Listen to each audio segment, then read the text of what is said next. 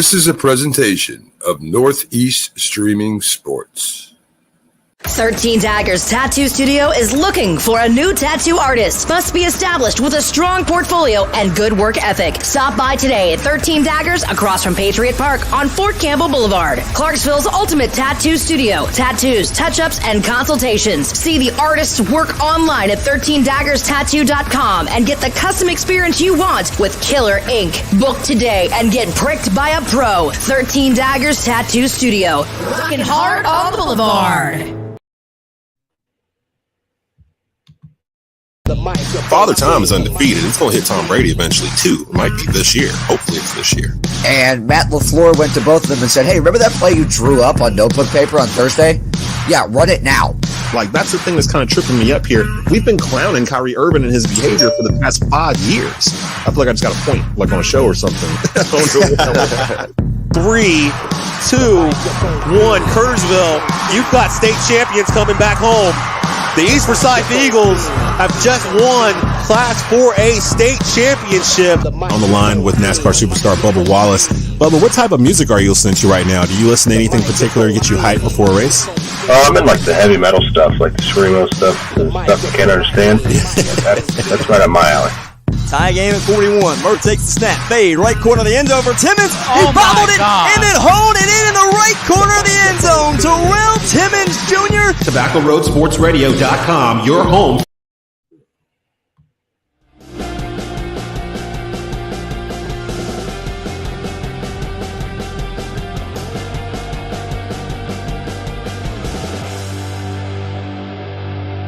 Good evening, ladies and gentlemen, and welcome to another episode of College Football Monday. I'm your host, Larry Friend, along with our co-host, Zach Mckinnell. Zach, how you doing tonight, buddy?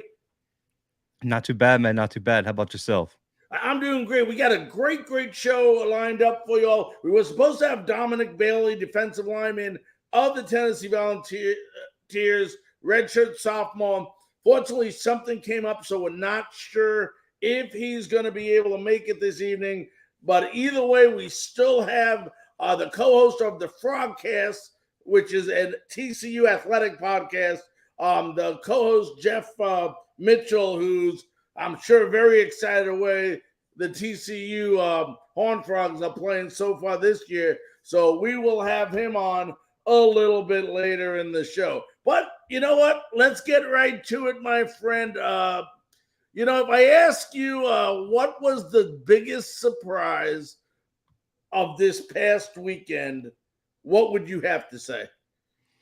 I don't know, man. I think Ole Miss's collapse has to be up there pretty high. The fact the way LSU handled them in that game, Jaden Daniels looked probably the best I've seen him look all season long. And when you look at how LSU struggled with that terrible Auburn team and Jordan Hare, how they gave up that game that they should have won against Florida State, for them to have a top 10 team, Ole Miss cruising, it looks like it's going to be them and Bama in the West, come in there and they put 45 on them.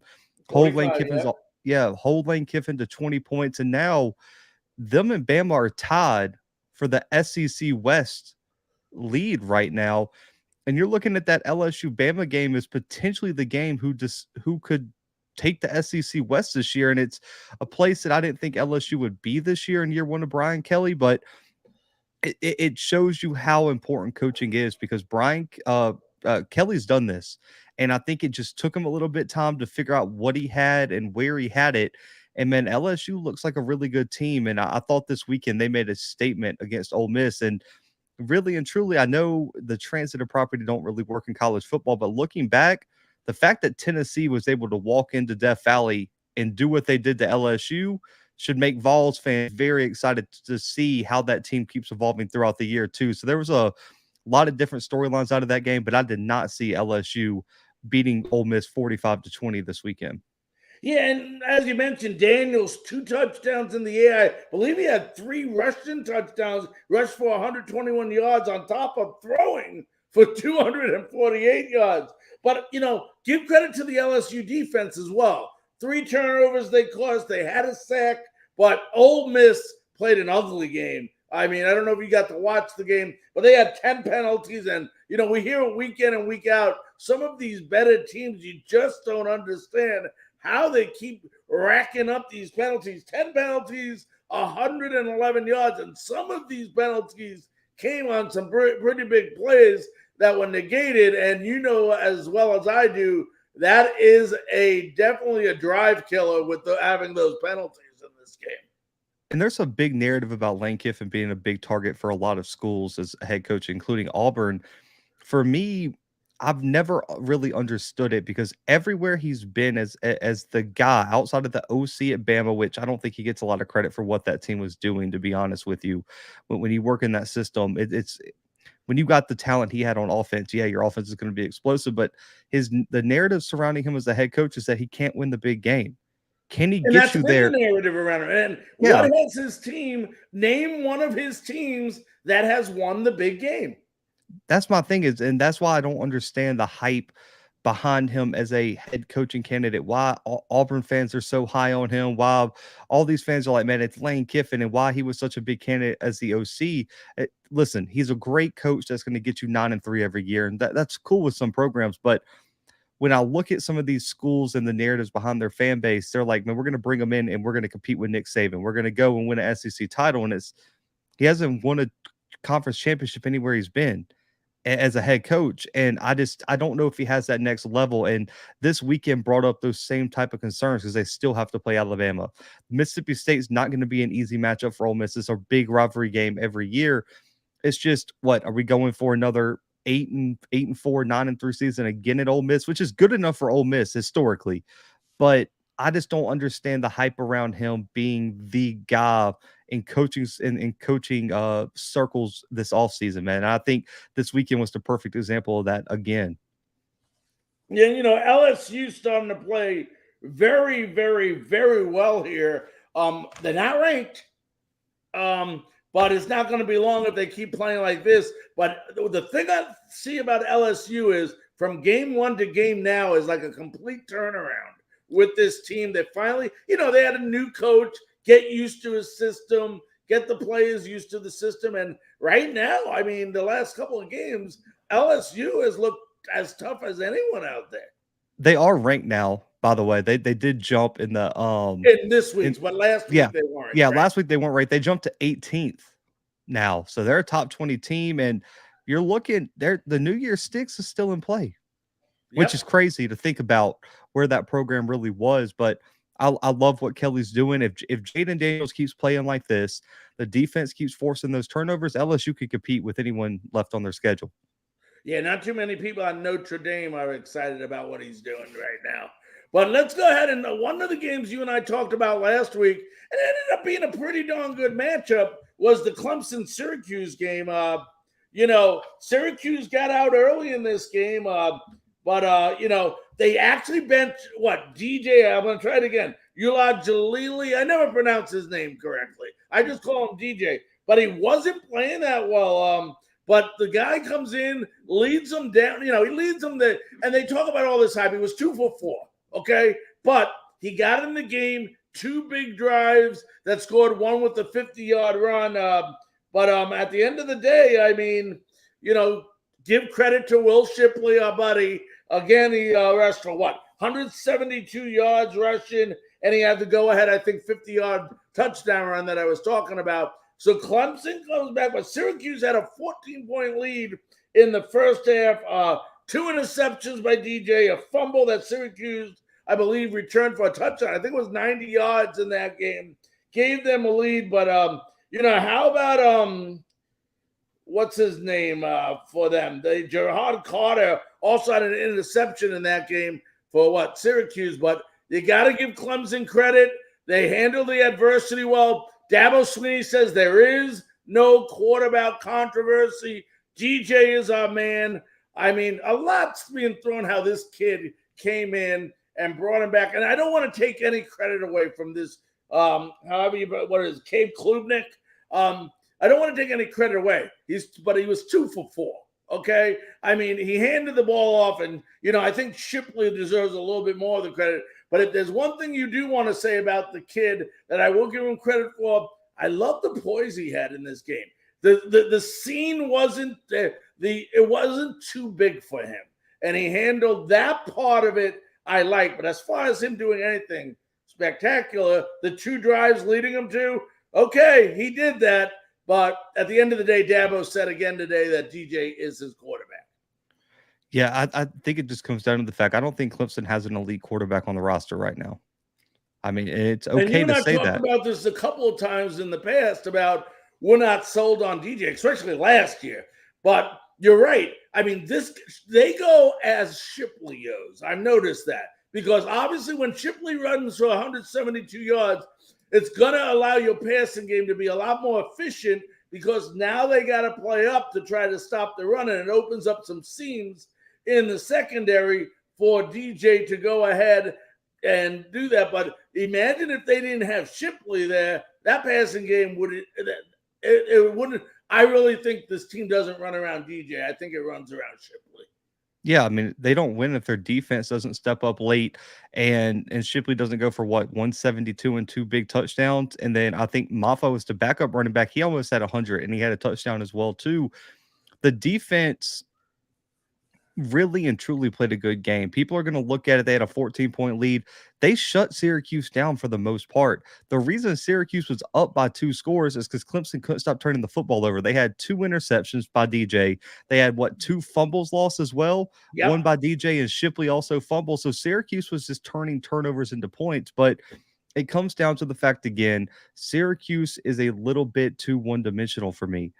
That, Tucker only had 5 carries. He was doing well. Wasn't able to continue that down the stretch. Garrett Schrader did some things on the ground, but was very inconsistent through the air, to say the least. Syracuse just didn't have the offense to hang in this game. And due to their defense forcing turnovers, it was able to keep things really interesting late in that game.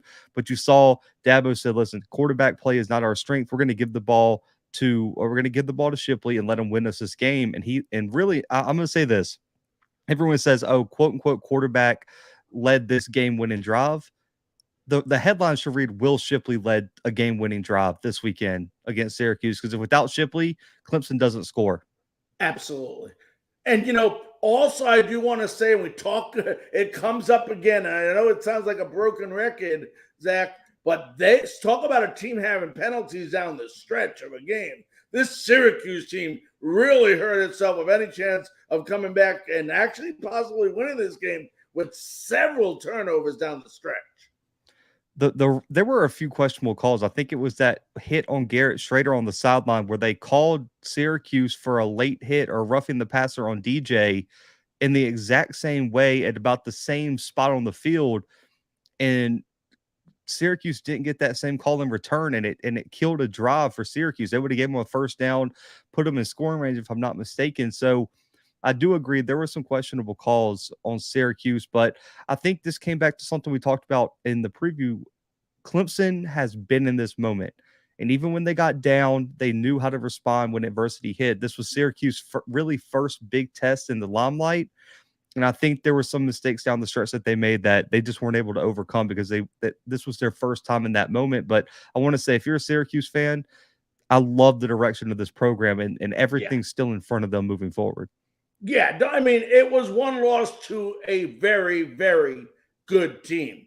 Another game that, please tell me which Texas team shows up from week to week to week.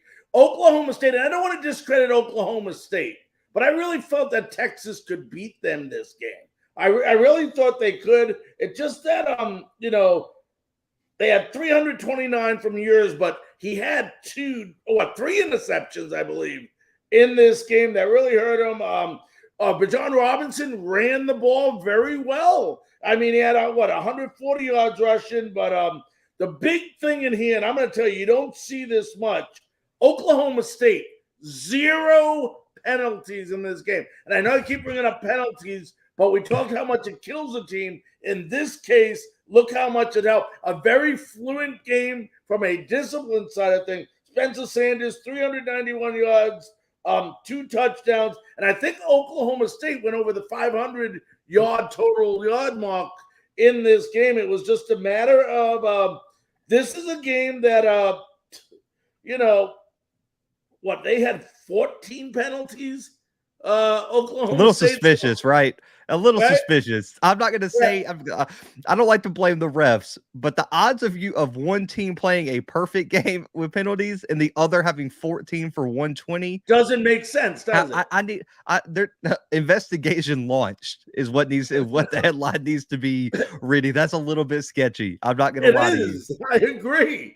And because if they're going to throw it, they're going to throw it. You know what I mean? And I was going to ask you about that. You don't see that much with 0 penalties and completely the other way on the other team. I mean, that's just ridiculous. But, those 3 interceptions did cost, Texas, and I really wanted Texas to win this game. But my goodness gracious, it's one of those Jekyll and Hyde teams that from week to week, they look completely different. And you do have to factor in the frustration effect because me and you are sitting here joking right now about it. Those players knew about you know how frustrating it is as a player in a game when you're constantly getting flagged and the other team cannot do any wrong and everyone on the sidelines freaking out because the stats are on the scoreboard, and I wonder what that frustration. And then on top of the fact your quarterback goes 19 for 49 with 3 picks and you can't win like that. And then 3 for 17 on third down is never going to win you a game. When you talk about check mark games, you look at third down percentage, look at penalties, you look at turnovers, look at time of possession. Texas lost all of those. And that's how you get beat. And you say the curious case of Texas. How about the curious case of Spencer Sanders? I never know what I'm going to get from him week to week. He could be the worst quarterback in the country one week. This week, he goes for almost 400 yards and 2 touchdowns and throws it almost 60 times. With Oklahoma State not really running the ball very effectively. They did have 3 rushing touchdowns from Richardson, but he had 24 yards on 13 carries. So I just think, man, this was an ugly game for Texas. It's a game that they're going to look back on and when they don't get to the Big 12 championship and say this cost us our season. Quinn Ewers has to play better than this. Yeah, no doubt about that. And I know you're real high on that kid, but yeah, he just did not show up, let's just say, this past weekend. Another game, surprising. I thought UCLA was going to win this game. I really did. But Oregon, once again, one of those teams that just – and you know what? If you look at the statistics, this game looks very, very, very – close in this game. Oregon, all I can say is people are waking up in the Auburn area and going, Bo who? Because Bo Nix, and I watched this game, okay? Bo Nix was unbelievable this game. I mean, I don't know what the problem was with him in Auburn, and I'm not here to make excuses, but this kid looked really good. He had 283 yards, 5 passing touchdowns. McKees Irving had over 100 yards rushing. Troy Franklin had 132 yards, 2 touchdowns. The Oregon offense under Nix put up 545 yards. I know this is painful for you, Zach. But it's just amazing. And then you look at UCLA and you go, my gosh, what happened? Well, Robinson looked okay. He had an interception. Charbonneau still rushed for $150 and a touchdown. Bobo still had 100 yards rushing. This was just a case. I told you. I thought this game would be a shootout. It was just a matter of Oregon scoring more than UCLA. Yeah, I'm the opposite mindset. I thought this game should have been a blowout going back and watching it. I think Oregon could have won by more the way that they were playing. And this is going to sound crazy. Bo Nix will be in New York for the Heisman if he keeps playing like this. It's I think he will. So what do you think the turnaround is? What is the difference, in your opinion, between him playing in Auburn and him playing at Oregon? Is it the coaching? It's the talent. I mean, it's amazing. Auburn had a pretty good team around him. No, they didn't. No. Listen, they had the worst offensive line in the SEC. It's amazing. It's amazing what happens when you can put an offensive line around a kid and call an offense that's built around his skill set rather than trying to force him into a different shaped peg. It's just not it is the ultimate slap in the face to Brian Harsin, to Gus Malzahn, that they couldn't develop this kid. I mean, he looks every bit the part of the 5-star he was supposed to be, completing 71% of his passes, 1,800 And he looks like yards. He has a good arm, Zach.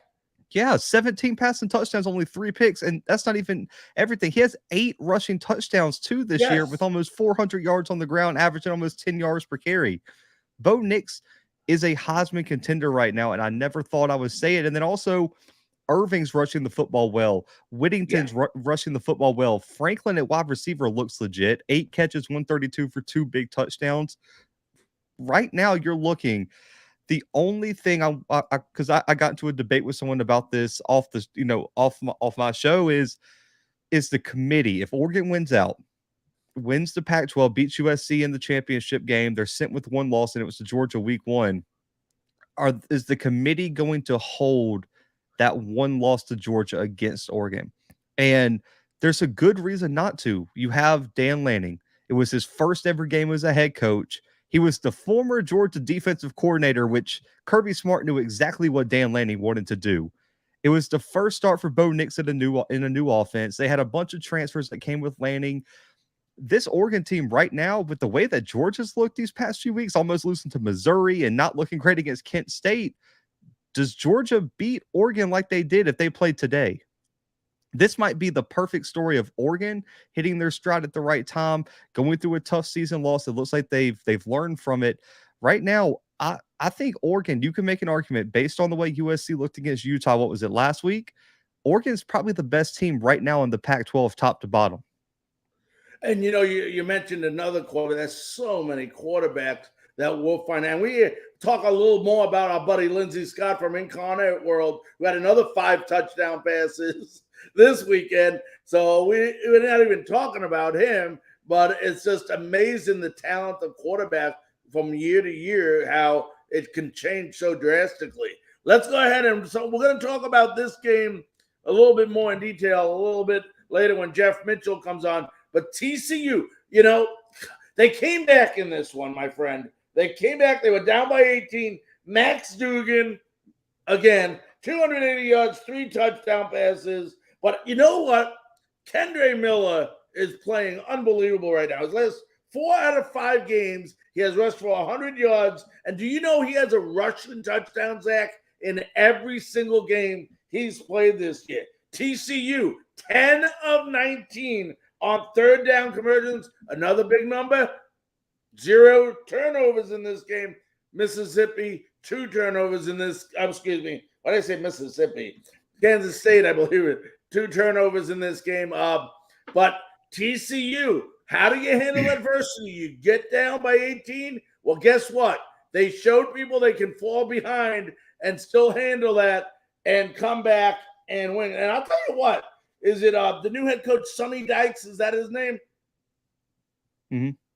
Right? Sonny Dykes, who took over for Gary Patterson. Right. What an unbelievable job he's doing in his first year there. It's just amazing, because I don't know how I can't believe that this team that he has right now is a lot of his recruiting. This has to be Gary Patterson's recruiting. So he's doing an unbelievable job there with some of the talent that he didn't even choose from, which wasn't performing before he got there. So you got to give him a lot of credit. Yeah, Sonny Dykes. I know Heupel is getting a lot of quote unquote hype for coach of the year.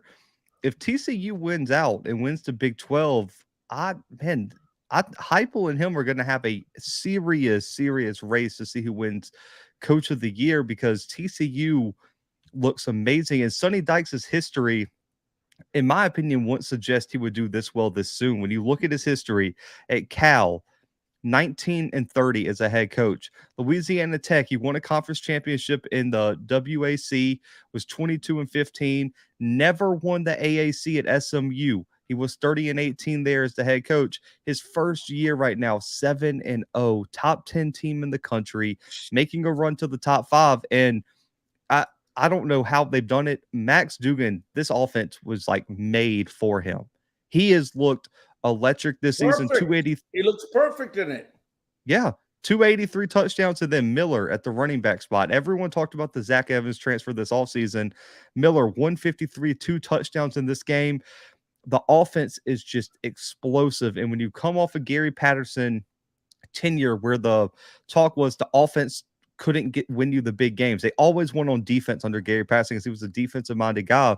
Sonny Dykes brought in this explosive offense and said, man, we are taking it to the moon here. And they're averaging like 500 plus yards per game and doing it against good competition. This was a top 20 Kansas State team that had one of the best defenses in the entire country coming into this weekend.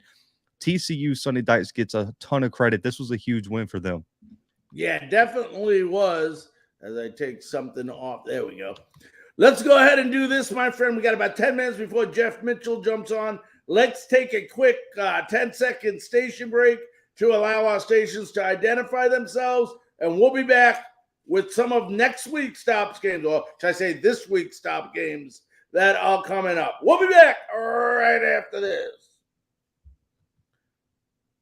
You are listening to Frankly Speaking Sports College Football Monday on Tobacco Road Sports Radio.com.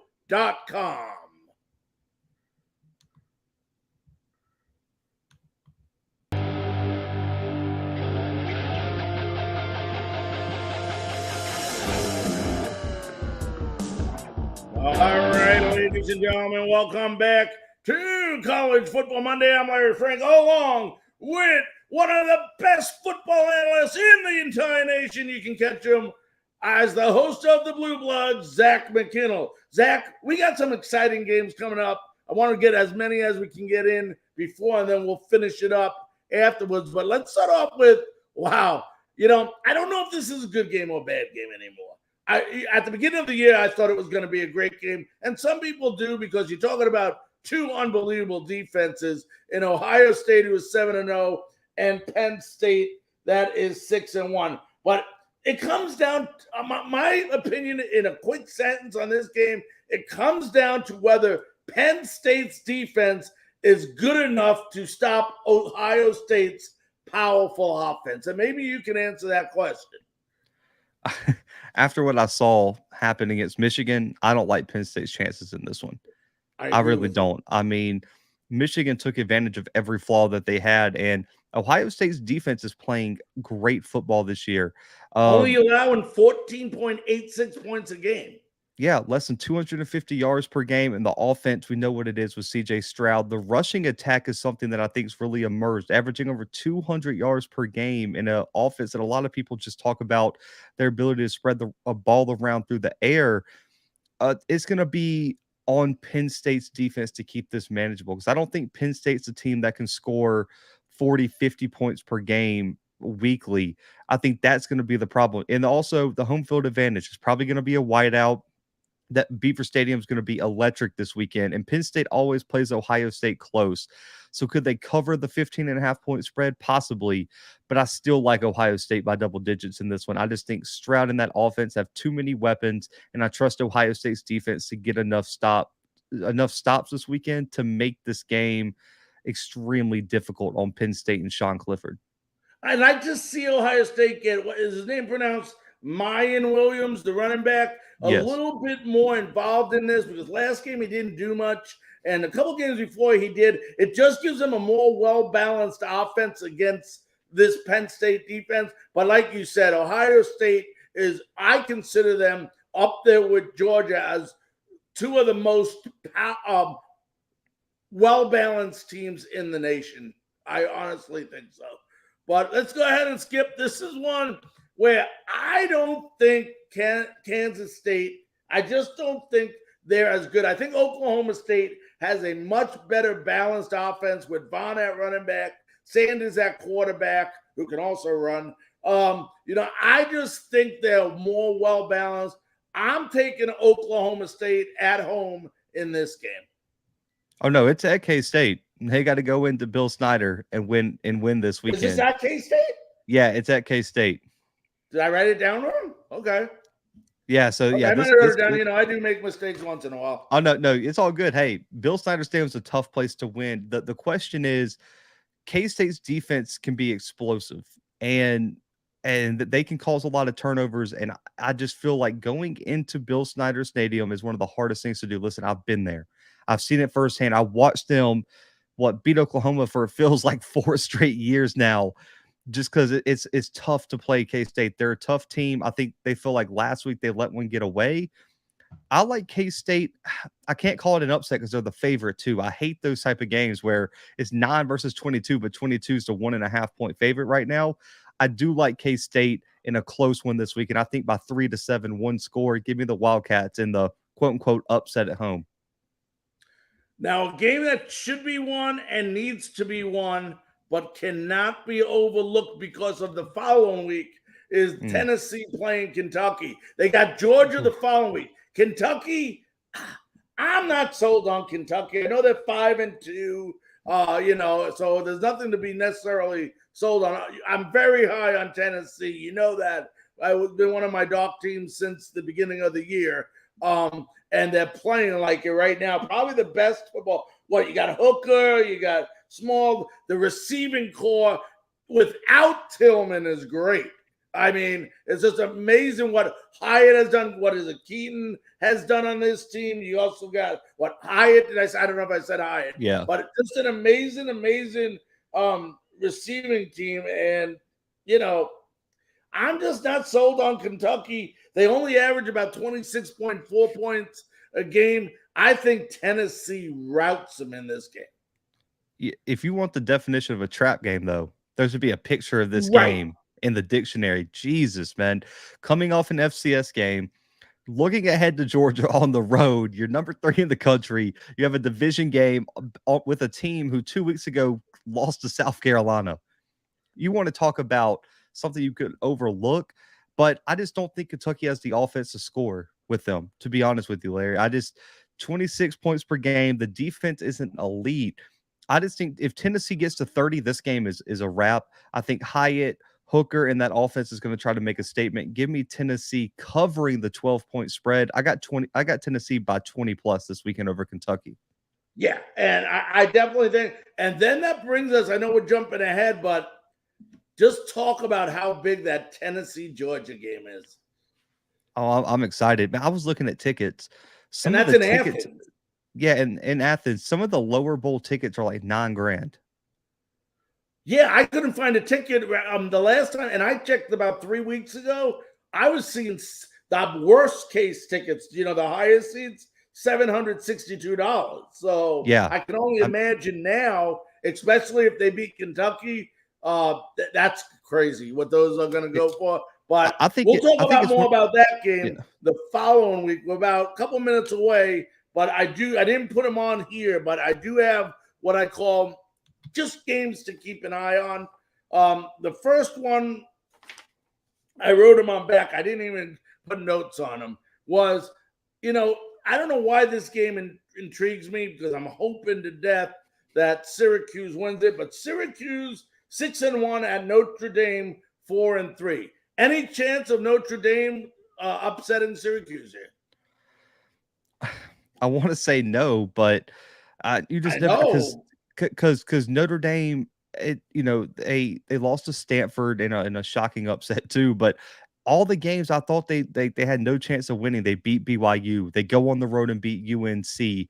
It's just, man, they show up in those weird games that they're not supposed to win, and that's what's worrisome about it. And also, Syracuse can't let Clemson beat them twice. And I talk about this all the time. In passionate games where you feel like you gave a game away, you get beat up in a physical, 4-quarter game, sometimes that team can beat you twice. And due to injuries, due to lack of focus, due to your players just kind of being mentally checked out. But I think Syracuse wins a close game. I think the spread's about 3.5 for Syracuse. I like that. I think Syracuse wins a close one-score game this weekend. Another one that I threw out here, and it's more of a rivalry, that's why I put it up there, is there any way, and you know where I'm going, that 7-0 Georgia loses to 4-3 Florida? No. Georgia, Jacksonville this game. It's 22.5 point spread. I think Georgia covers. Give me Georgia big. I think Anthony Richardson might throw a million picks this weekend. He might still be throwing picks by the time our show kicks off next Monday. It's going to be ugly. Yeah, and And the reason I asked that, remember, there was a time you and I sat here and we said, there's no way Florida would come close to even beating Alabama. And what they do, played them like it was, you're like, what is going on here? You never know in college football. This would be one of the biggest upsets of the year, should it happen. But I do not see any way, shape. It would take a major breakdown by the Bulldogs to lose this game.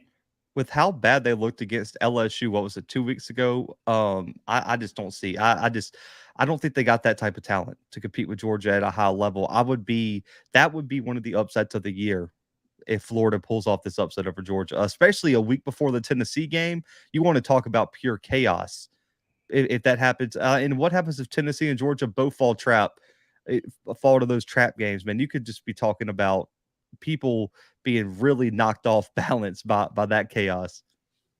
Yep, definitely. I'm just letting our guests know that we are ready for them. Yeah, no doubt about that. Let me ask you this before I got 3 FCS games that I want to talk about. But, question comes up. You and I have been talking about Incarnate World's Lindsey Scott. He's got 2,800 yards passing this year, 37 touchdowns, only 2. That's amazing. 2 interceptions, okay?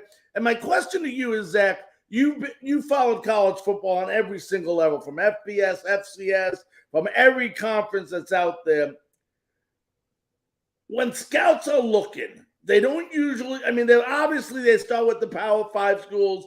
If names come out and you start hearing some unbelievable names, how much is this kid hurting himself playing for Incarnate World and not maybe going to a transfer portal and going to a Power 5 like I don't know how much eligibility he has left. Oh no, he's a graduate transfer, so this is it for him. That's what I thought. Okay. Just some players develop late. It's the same thing that happened with Cameron Ward. Luckily, he hit his stride with enough time to be able to transfer up to Washington State. And he's doing his thing up at Washington State right now.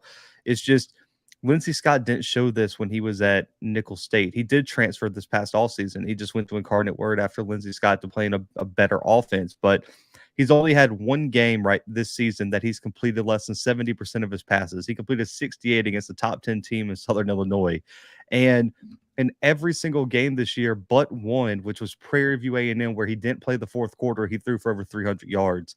And in every single game, he's thrown 3 or more touchdowns, and there's been 4 games where he's thrown 5 or more touchdowns, including 2 games where he's had 7+ touchdowns in the game. He's just putting on a ridiculous pace. He's going to run away with the Walter Payton Award at the FCS level, and it's not even going to be close unless Tim DeMorat somehow beats Holy Cross this weekend and puts on an absolute show. But I still think Lindsey Scott has earned him a right to potentially have another chance at the next level. But the problem is I do worry that people are going to look at him as being a bit undersized. He's only 5'11", about 215. And I think with the Russell Wilsons of the world developing, he can get himself a shot, but he's really going to have to go out there and put on a show in the Senior Bowl, Shrine Bowl, wherever he gets this opportunity this offseason to show his talent against the best of the best at all levels. Hold on one sec, buddy. I'm just typing this into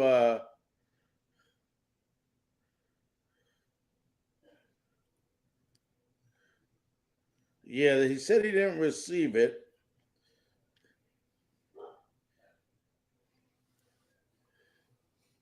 Let me see if it works when I type it in. Stay with me, buddy. Folks, stay with us a minute. I just want to. All right, yeah. I'm just letting know here it is.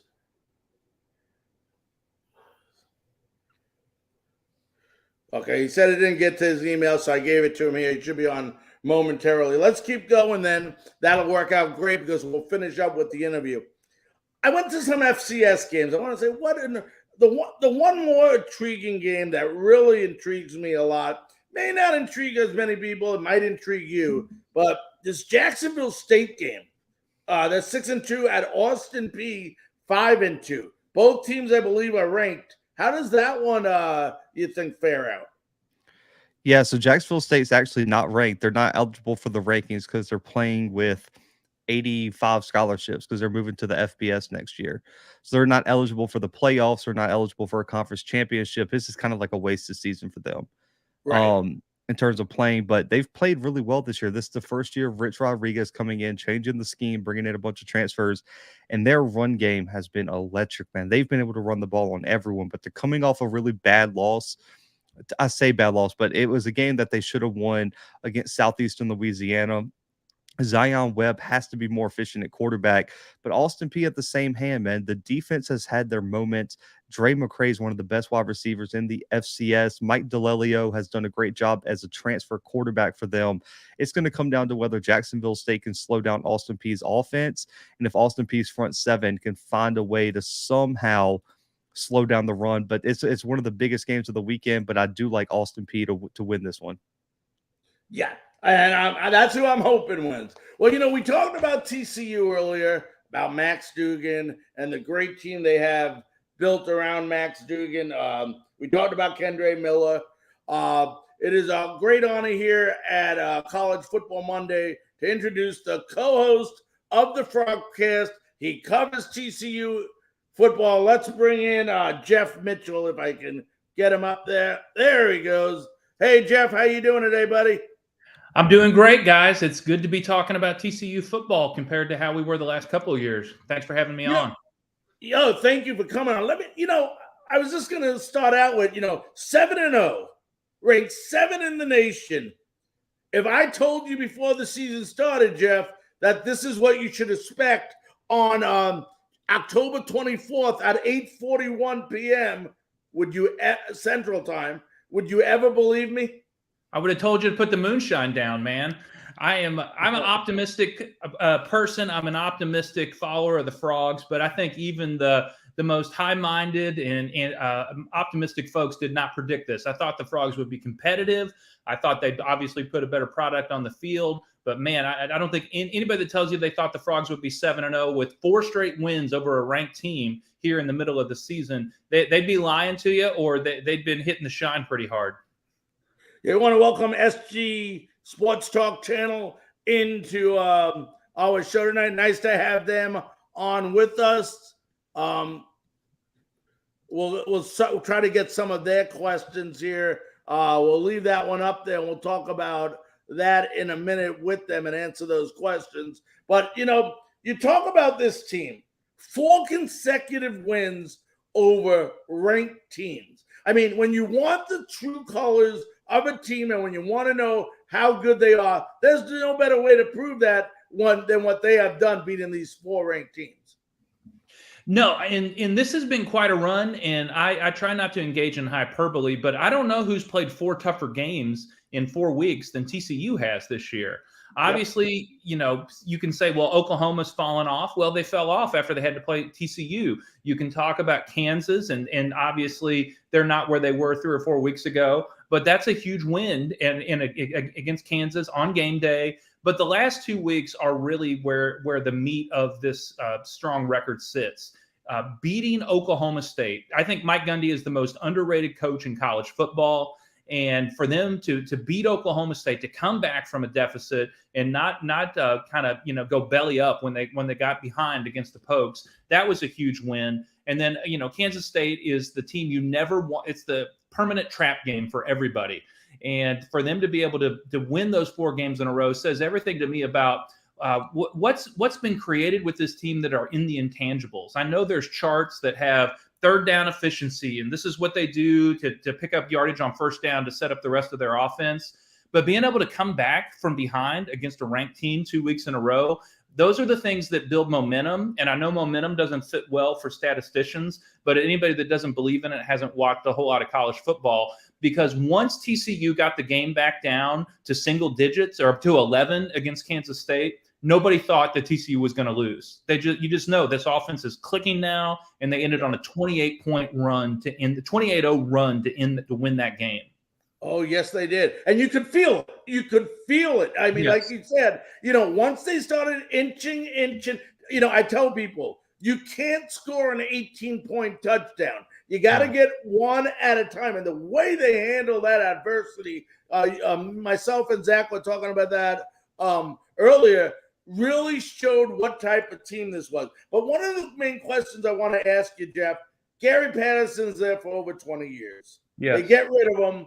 First year, Sonny Dykes in there, and the team is a complete turnaround with several of the players that Patterson had.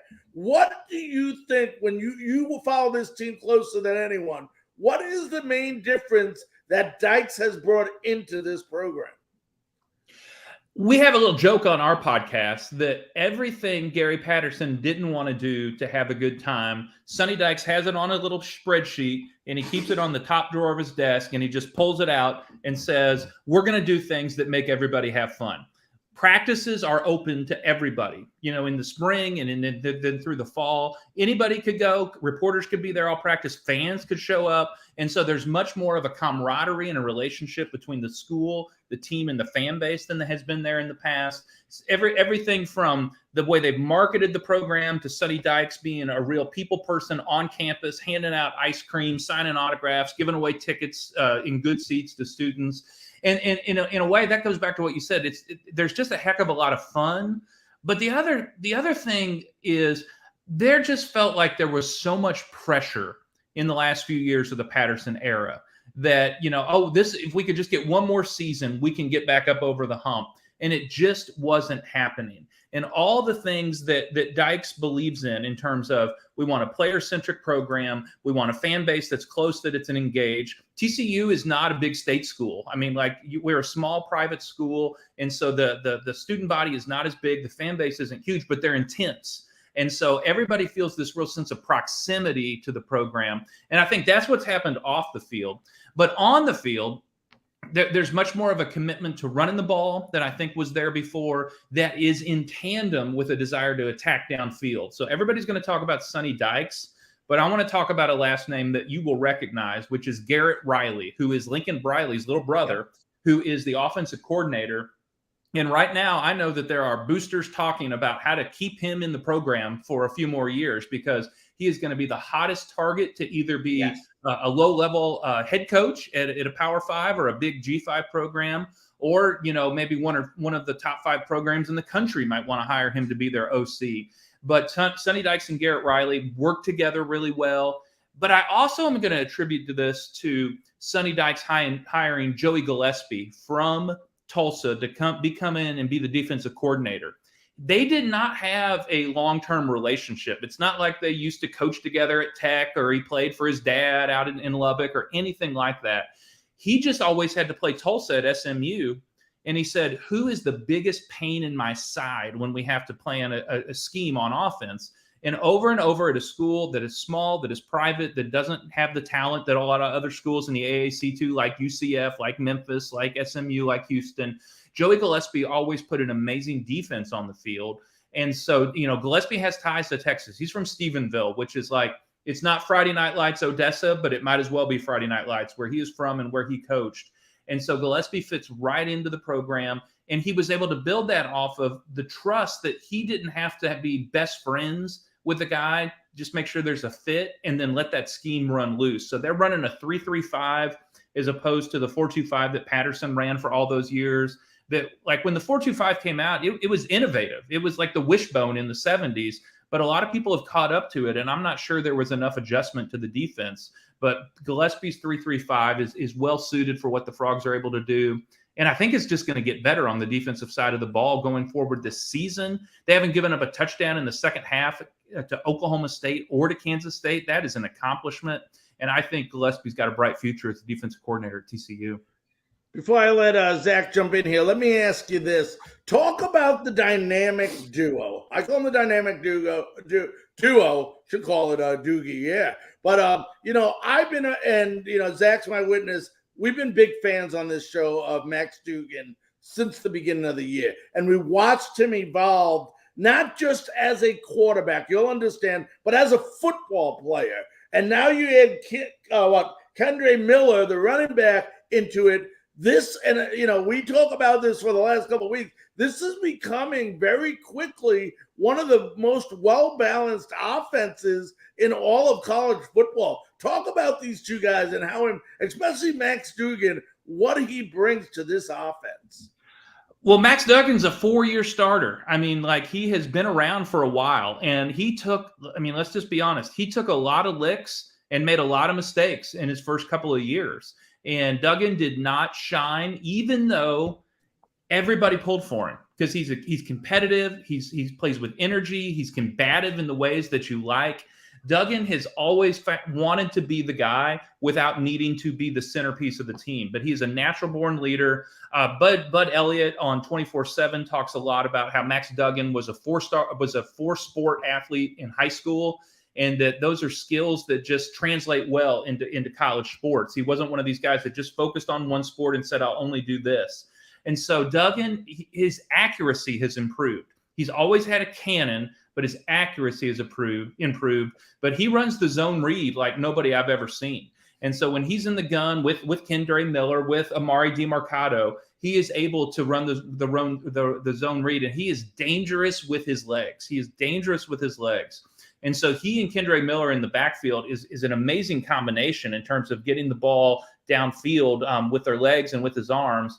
But I think one of the best three wide receivers in America is Quentin Johnston, who plays wideout. He had double-digit receptions against Kansas and against Oklahoma State. He caught serious passes that probably kept the Frogs in the game against Oklahoma State when they were mounting that comeback. And so I know that people would argue with me. I just don't know what a better combination of running back, quarterback, and wideout between Max Duggan, Kendre Miller, and Quentin Johnston than anybody else in the country. You know, I call it in my office. I have an autographed 2x4 of Hacksaw Jim Duggan, and so I just call him Maxsaw Duggan. Yeah, I don't know why I said Dugan earlier. I'll be all right. That's all right. But Zach, why don't you jump in here, ask a couple of your questions here? Yeah, so this year, everyone has their opinion on playoff expansion, but this is the year it looks like they're going to get their wish of just pure chaos at that bubble, because you could have Tennessee 1 loss, Georgia 1 loss, Bama 1 loss. You could have an undefeated Ohio State. Michigan's still up there. There's a lot of teams. You could have an undefeated TCU. The Pac-12 champion Oregon USC could have 1 loss. When you're looking at this TCU team, if they finish undefeated, do you think they're a lock to make the college football playoff? If they're undefeated, they're a lock for the college football playoff. That's not a debate, And in fact, if I have my numbers right, only one 12-1 Power 5 conference champion has ever missed the playoff, and I think that was Ohio State in 2018, and they just got spanked by Iowa. I mean, they just got annihilated by Iowa, and so and that was a big helmet brand, which let's not pretend like that doesn't matter. It shouldn't, but it does. And so they left out a 1-loss 12-1 Big Ten champion. So I think a 12-1 TCU can get in. I really do. I think a 12-1 TCU can get in. I think Alabama's got another loss in them. The only thing that would be a hiccup is, let's say that Tennessee loses in double overtime to Georgia, who ends up going 13-0. I get it. I mean, that's Tennessee's probably one of the top 4 teams in that. But they continue when they're breaking ties of schedule and eye test. Conference championships is one of their criteria. And so every time, like when the SEC would get 2 teams, or the ACC would get 2 teams in with 1 loss, it was always over a 2-loss Power 5 champion, which is completely understandable and I would say justified. But I'm going to argue that the Big 12 is deeper and better than the ACC as well as the Pac-12.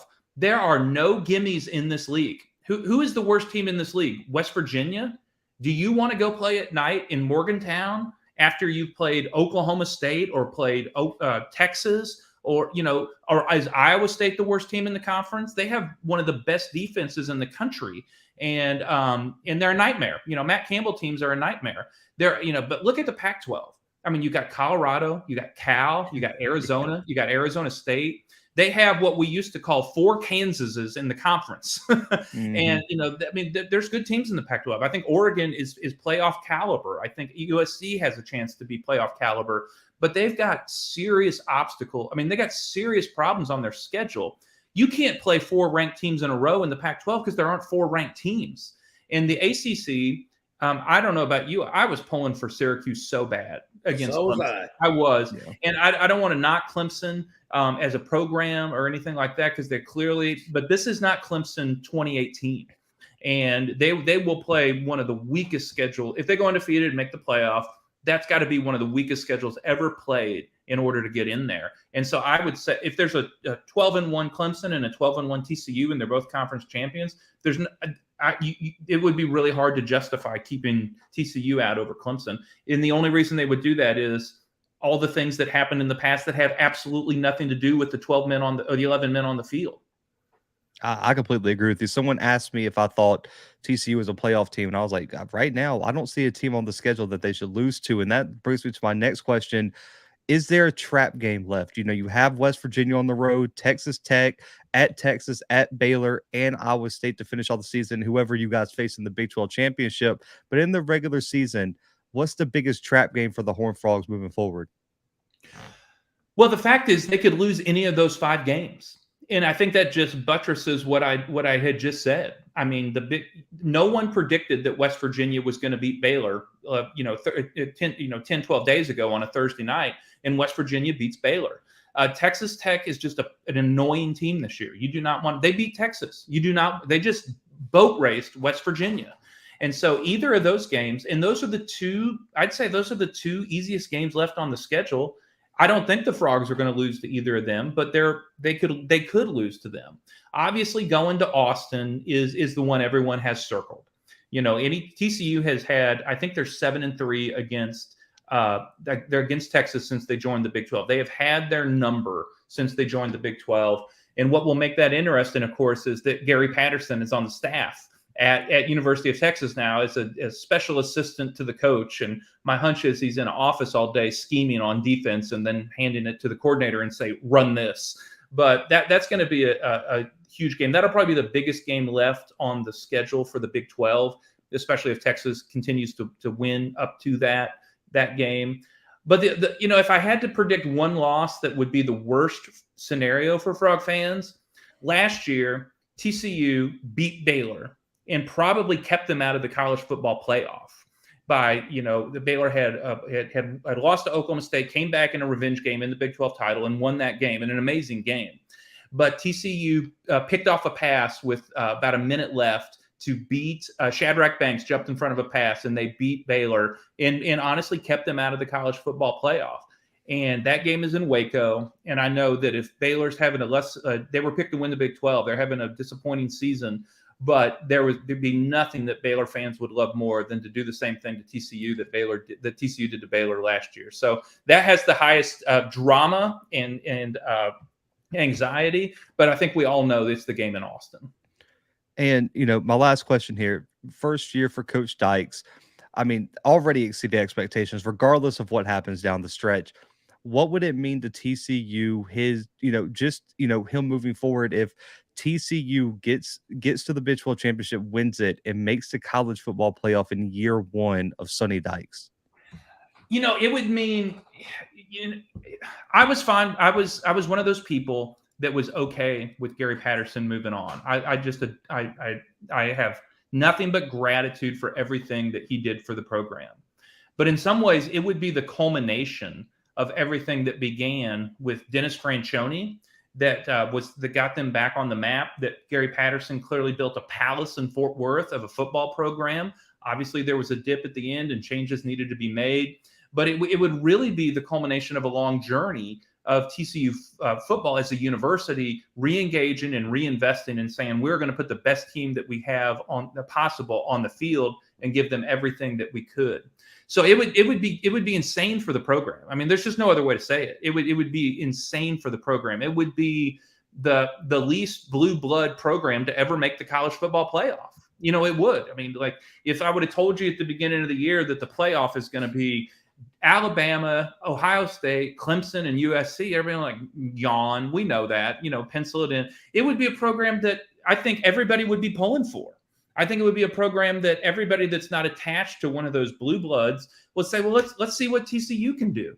And I think it would be amazing on the national landscape. But the other part of it is a guy that has followed the Big 12 and followed TCU through all of their conference transitions over the years. It would be really good for the new Big 12 because it has only been Oklahoma that has represented represented the Big 12 in the playoff. And if they can have a second straight conference championship that doesn't involve Texas, doesn't involve Oklahoma, but involves putting two good teams into one into the playoff and one into the New Year's Six that go out there and make and represent the new Big 12, adding Cincinnati, Houston, UCF, BYU going forward, I think that really bolsters the Big 12 that I think a lot of folks like myself 16 months ago were really pessimistic about. And so I think it would be great for the new Big 12. So my hope is, if I just put on my homer hat here, is that Oklahoma State wins out and that TCU wins out, and we've got a 12-0 Frogs versus an 11-1 Cowboys at Jerry World, and the winner goes to the playoffs. That would be electric for the conference, and it would be great to be watching Oklahoma and Texas be sitting at home. What do they got to do the rest of the way? I mean, right now, like you mentioned, Virginia, Texas Tech, Texas, Baylor, Iowa State. To me, I don't care if any of those teams are ranked. They're still respectable programs, I mean, that have done well in the past. I mean, my big question to you is, how do you make sure this weekend you play West Virginia, that game probably scares me more than any other game on your schedule, because like Zach said, it feels to me like that trap game. And how do you make sure you go in, and how does Coach Sykes make sure this team doesn't have a letdown versus West Virginia? Well, the upside is it's an 11 o'clock kickoff, because Yes. if it was at 7, Morgantown is not half lit, they're fully lit. And so at least it's an 11 o'clock game. The cliche I used on my podcast was, we need to give the halftime speech as the pregame speech. And so I have a feeling they're going to be a little more schemed up for what they want to do on offense as well as defense coming out. So I think you're going to see a heavy dose of Kendre Miller, and I also think you're going to see the ball in the hands of Quentin Johnston right away, whether it's getting free deep downfield, or they love to throw a dangerous bubble screen to him where he gets his big body going downfield. I would also add they've got to get some Jared Wiley, who plays tight end, big boy, 6'7", and he had a big touchdown pass that tied the game against Oklahoma State, and a key pass that kept that drive going. And so if Jared Wiley can get into the game early, into the offense early, I think that's going to have an impact. One of the struggles that the Frogs have had is figuring out how to get pressure with 3 and running the 3-3-5. They haven't been able to always get to the quarterback. They got to find out how to get to the quarterback a little bit earlier and mask how those blitzes are coming to keep Neil Brown and the Mountaineers on their heels. All right, my friend. Well, listen, Geoff, on behalf of myself and Zach, we want to thank you so very, very much taking time out of your schedule to join us on College Football Monday. Hey, thanks, guys. I really appreciate it. Love the show, and keep up the good work. Go Horned Frogs. All right, my Thank you, friend. man. Stay safe. Thank you. Oops. Did I lose somebody?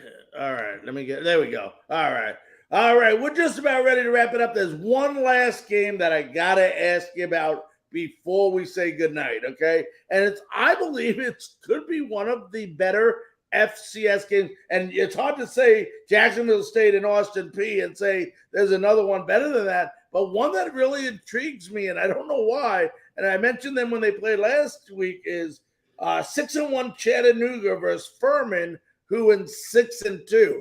How do you see that one playing out?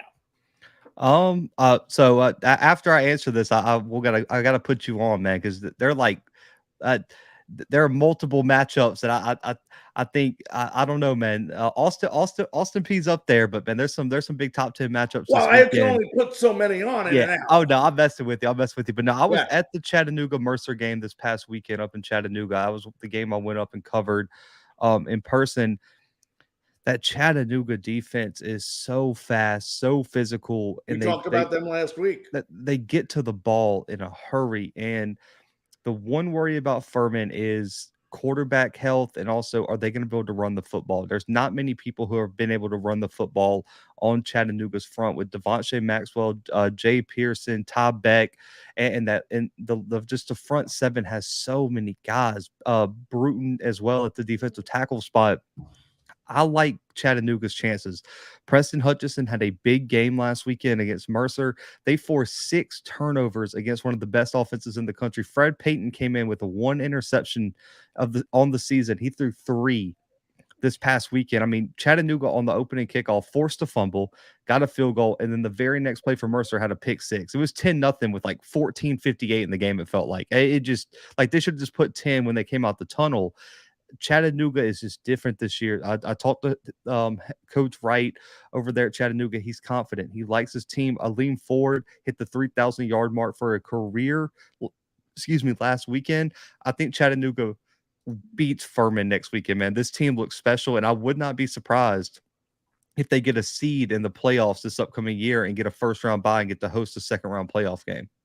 Now, tell me some of these other games, because I was trying to make it an hour-long show for you, because I thought we had 2 interviews today, but unfortunately one of them wasn't able to make it. So I know there's something. I did have one more, but I didn't think it was as intriguing to you. I did have Illinois State versus North Dakota State as well. That's an underrated game. Illinois State receiving votes in the top 25, North Dakota State number 4. Man, it's going to come down. Can Illinois State slow down the rushing attack of North Dakota State? I mean, that's what the game plan is against the Bison week in and week out. I like North Dakota State. It's hard to win in the Fargo Dome if you're a road team. Illinois State is greatly improved this year, and I think it's important for the MVFC for teams like Illinois State to keep trying to catch the Bison and South Dakota State in some form or fashion. I do like the Bison in a close one this weekend. I think some other games, if you're just looking for games to watch this weekend, number 14 Idaho traveling to number 2 Sacramento State at 8 o'clock. I did have that. That was not one of the other ones. Yeah. That's a big one. Number 11 Montana traveling to number 5 Weber State. Those are 2 Big Sky matchups that are huge moving forward. I had the first one, not the second one. Yeah, but both of those games are big, and then a secret good game that I don't think a lot of people who don't follow FCS football would miss is Fordham at Holy Cross. Number 22 Fordham, Tim DeMorat, probably second place to Lindsey Scott in the Walter Payton Award race, and number 5 Holy Cross, who in the Patriot League up there in Worcester, Massachusetts, doesn't get a lot of media time. They got one of the best teams in the country and one of the best quarterbacks in the country in Matthew Solka. That's a game that you're going to want to watch out for. But it's a big weekend in FCS football, man. And these past few weeks, there have been some big upsets. The rankings each week are getting tougher and tougher to submit because, I mean, anybody can be beaten in any given weekend. And this might be the most wide open year of FCS football, probably the last 10 years, with how North Dakota State has dominated the past few seasons. All right. I ask you this question every time before we leave. Who has the most to gain in the AP top 25, and who has the most to lose? This is going to be controversial. Tennessee. I agree with you. That has most to lose. Yeah, they cannot look. They cannot afford to even slip against Kentucky. Don't even look like you had a chance to lose the game because people are waiting, and because people might not believe the hype. And then also TCU, you got to come out there and whoop up on West Virginia. You cannot be sleepwalking in the back half of this schedule. I think those are 2 teams that have a lot to lose. And then, I mean, to gain is probably the teams on the other side of the matchup. But I'll say Kansas State has the most to gain this weekend. If they go out there, beat a really good Oklahoma State team who just beat Texas, I think Kansas State can reinsert themselves in the top 15 conversation. Right. Well, Tennessee can't gain this week. No. They just got to win and win outright, and then go to Georgia and do their job there, and they'll be number 1 if they beat Georgia. They got it's a no-win situation for Tennessee. You either got to blow them out or it's a bad week for you. That's it. That's the 2 options you have. But safe to say, if they win this game and go to Georgia and beat Georgia, are they number 1? They should be. I think they should be number 2 right now, just in my personal opinion. Well, what is it? Ohio State number 2? Yeah, it's Ohio State, and you can't take anything away from them. I mean, they looked really good last week against Iowa, but man, if they win next week, because it'll be what? They got a win over Bama ranked, a win over Kentucky that's top 20, and a win over number 1 Georgia on the road. they should be consensus number one. If there's a single voter that doesn't have Tennessee number one on their ballot, they should lose their vote. Well, yeah, I mean, it's dummy proof after that. I mean, Yeah. it really is. Yeah, that's how you should weed out the bad voters for the AP poll. If you don't have Tennessee number one, you're gone. You got to go vote on another poll. Now, one thing before we leave, in the conversation we had with Geoff Mitchell talking about TCU, he said that he feels that if they win out, that they have a tougher division, he feels, than the ACC. Now, I know Kansas State is ranked, Oklahoma State is ranked, but the ACC has 4 or 5 schools as well that are currently ranked. How much does it play the rest of the year playing that? In other words, Oklahoma State loses this game, then they're going to fall a little bit further. Does it? And the other teams, if they come up, does it matter what? I mean, something's got to give by what happens towards the end of the year, because if ACC teams are ranked higher than the Big 12 teams, doesn't it make more sense that a Clemson would make it over at TCU should they have the same record? I'm inclined to agree with them. I mean, when you look at the ACC, I mean, you got Wake Forest, North Carolina, NC State, Syracuse, Clemson. Man, North Carolina's fool's gold, in my opinion. They got a hell of an offense, but man, I got high school teams in Mobile County right now that could put up 50. I feel like I didn't say they're better than TCU. Oh no, I'm just saying, like, I think I'm saying division wise, if a team has 6, 7 ranked teams and your division only has 2 or 3 ranked teams, I mean, doesn't numbers tell you, or are the numbers hidden numbers? Are they not? Are they? You and I talked about this. Things can hide behind the numbers. Just because you're ranked, you could have beat Alabama and got lucky, and you're ranked a hell of a lot higher, but you're not that good of a team. You just had a good day. Let's see. I got 2. I'm just counting up the teams. Right. And then you got 3, and then you got Texas right on the outside, and I think there's one more receiving. Texas is real close. They'll be yeah. They're 26. I don't know how South Carolina's ranked, by the way. That's some SEC bias right there. The fact that South Carolina's in the top 25 is atrocious, by the way. That is ridiculous. I think both we'll see what happens, because the final poll is all that matters at the end of the day. And you can compare conferences, that's fine. I mean, but unless you got head-to-head games, comparing conferences is just kind of fool's gold. But when I look at the schedule, you're playing in your conference, and the reason I ask you, Zach, is what I'm trying to say is Clemson plays the North Carolina, the NC States, the Wake Forest every year. They play those teams. Syracuse. They don't. Sadly, due to the fact that one conference has divisions and the other doesn't, Clemson doesn't play North Carolina. You're right. This year they don't. Yeah. So when you look at Clemson's schedule, they've played number 21 Wake Forest. That's a solid win. They beat them in double overtime. They played top 10 NC State, top 15 Syracuse. And right now, looking at the rest of their schedule, because South Carolina is not sticking at 25 by the end of the year. They got Georgia. I mean, they've already lost to Georgia. When you look at that schedule, if I'm not mistaken, they still got. So they got at Florida, Tennessee, and Clemson. So South Carolina is not going to be ranked by the time they play them. Clemson doesn't play any more ranked teams, which means TCU has played and beaten more top 25 teams than TCU has played and beaten more top 25 teams than Clemson. I think their strength of schedule would be better at that point, if I'm not mistaken. Well, they don't have any more currently, right? Top 25 games either. They have good teams, but not, I think Taylor's not ranked. There's a chance with Texas being at 26 and some of their upcoming games not being very good. I think Texas has a better chance of being ranked at the end of the year than South Carolina does by the end of the week, which would give TCU 2 more ranked wins than Clemson. Which means either one of them loses, they're out. Yeah.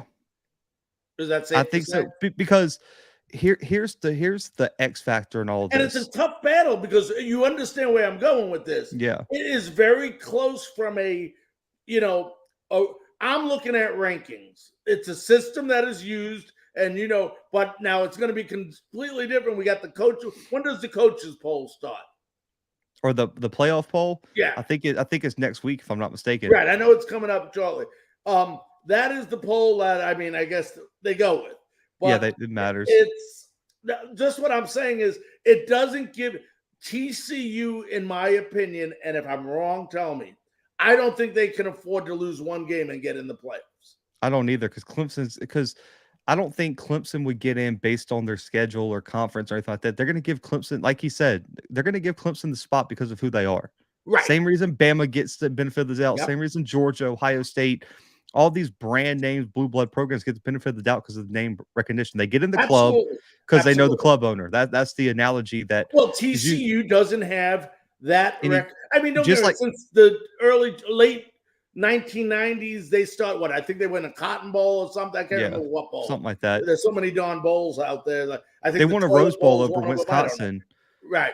But what I'm saying is they're establishing a pretty good program, but it's going to be fun. It's a good argument if both teams should win out. But you know what? If you ask me who would I want in there, I'd want TCU.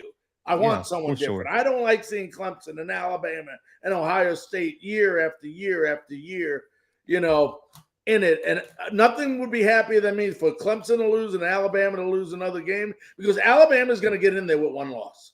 They're going to find a way in. That's the problem. They got to be in if it's one loss. That's the problem. I don't even think it's a battle between Clemson and TCU. This is going to sound crazy. I think an undefeated TCU could be left out. I know he doesn't agree with me, but let me just run you a scenario real quick. Georgia wins the SEC. They're in, right? 100%. Clemson wins out. They're going to be in because of brand name. Then you got on the bubble, right? You got, let's just say, okay, Ohio State, Michigan, whoever wins the Big Ten is going to be in. So that's 3 seeds. So Bama will be out because I think, let's just say Georgia goes undefeated. You get a 1-loss Tennessee, whose only loss, let's just say it's an overtime loss to Georgia on the road in Athens. Absolutely. You get a 1-loss Pac-12 champion. You get a 1-loss. You get a TCU Big 12 champion. Then also what other teams up there that you could throw in? A 1-loss Michigan who loses a close game to Ohio State. They're Two is in there. Doing well. Yeah, and doing well. And then here's the pure chaos scenario. What happens if Tennessee beats Georgia, close game at home, then loses a close game to Bama in the SEC championship? So you got 1-loss SEC championship, Bama. SEC East champion Tennessee, close loss to Bama in the SEC championship, and then a 1-loss Georgia team with a close loss to Tennessee. It's a cluster. 1-loss Pac-12. TCU's in that conversation. You still got Clemson. You got a 1-loss Michigan or Ohio State. I'm talking about, it's just pure chaos at that. That's why I was talking with some people off the show this year. If you're a playoff expansionist, this is the year you should be pinning up in your room with a conspiracy theory, like lines going everywhere and being like, there's right now, USC, Oregon, Georgia, Ohio State, Michigan, Bama, Tennessee, TCU, Oklahoma State's not out of it. There's almost 10 teams right now that have a path to the playoff right now.